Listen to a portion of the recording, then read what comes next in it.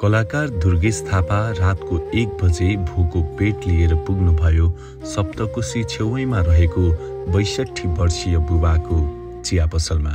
अन्धकार रात, भोको पेट अनि लामो यात्रा।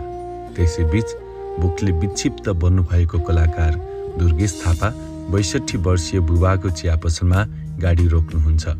बुवाले निकै दुःख गरेर चिया पकाइरहनु भएको थियो। यो उमेरमा पनि यतिका समयसम्म सङ्घर्ष गरेको देखेर कलाकार दुर्गेश थापा अचम्बित हुनुहुन्छ र दुर्गेश थापाले सोध्नुहुन्छ, हजुरलाई यो उमेरमा यतिका समयसम्म काम गर्दा गाह्रो हुँदैन? सजिलो त के हुन्छ, अलिकति त 10 टका 10 पैसा कमाउनु पर्छ बालबच्चाको लागि। आफ्ना लागि अब के कमाउनु, अब त छोरीको लागि कमाउँछु। आफ्नो लागि त के छ र, म त छोराछोरीको लागि सङ्घर्ष गर्दैछु भन्ने जवाफमा दुर्गेश थापा भावुक हुनुहुन्छ र बुवाले दिनुभएको चियाको चुस्की लगाउनुहुन्छ। त्यसैबीच कलाकार दुर्गेश थापाको नजर अगाडिका 2 जना व्यक्तिहरूमा पुग्छ। उहाँहरू इन्डियाको कश्मीरबाट आउनुभएको रहेछ। इन्डियासम्म ट्रेनमा र नेपाल आए लगत्तै लामो पैदल यात्रामा आउनुभएको थियो। त्यसैबीच हामी जस्तै भोको भएर बुबाकोमा चिया पिउँदै हुनुहुन्थ्यो। पेटमा भोक थियो तर गोजीमा पैसा थिएन। यस्तो विडम्बना देखेर आफ्नो विगत सम्झिनुहुन्छ कलाकार दुर्गेश थापा।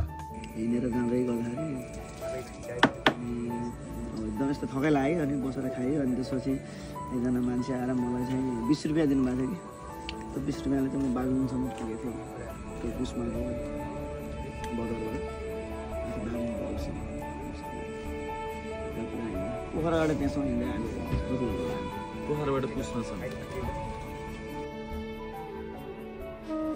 कलाकार दुर्गेश थापाले आफूले पनि त्यस्तो दुःख पाएको भएर होला उहाँको मन भरिएर आयो र दुवैजनालाई खाजा खानको लागि अनुरोध गर्नुभयो।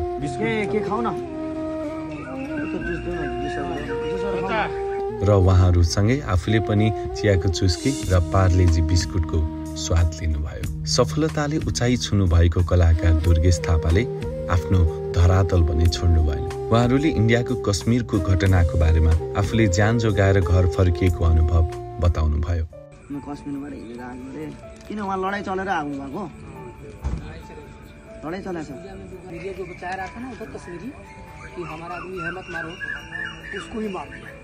वो पहले आगे था, कश्मीरी आगे था मदद करने में कि हमारा आदमी है, हमारा देश में आया है, इसको मत मारो, हमारा मेहमान है, तब भी मार दिया उसको। आप लोग कहीं थे? हाँ, हम लोग उधर ही था, भागो उधर से भागा ना। यस्तो हृदय विदारक अवस्था देखेर कलाकार दुर्गेश थापाले आफ्नो कार्यक्रमबाट आएको पैसाको केही रकम उहाँहरूलाई दिनुभयो र आफूलाई चाहिने खाजाको सामग्री पनि लिनको लागि अनुरोध गर्नुभयो। यात्रा लामो थियो, समय ढल्किसकेको थियो। 62 वर्षीय चिया पसलका बुबालाई कति भयो भनेर सोध्नुभयो र आफ्नो र उहाँहरूले खाएको रकम समेत जोड्नको लागि आग्रह गर्नुभयो। दुवै जोडेर खाजाको रकम 240 भएको रहेछ।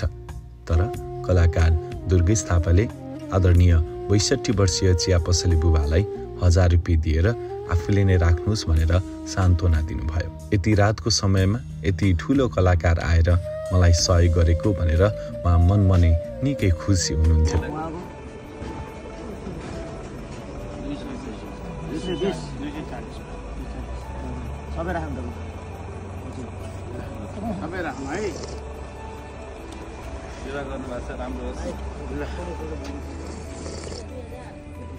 र कलाकार दुर्गेश थापा बुबासँग फेरि भेट्ने बाचा सहित बिदा हुनुभयो।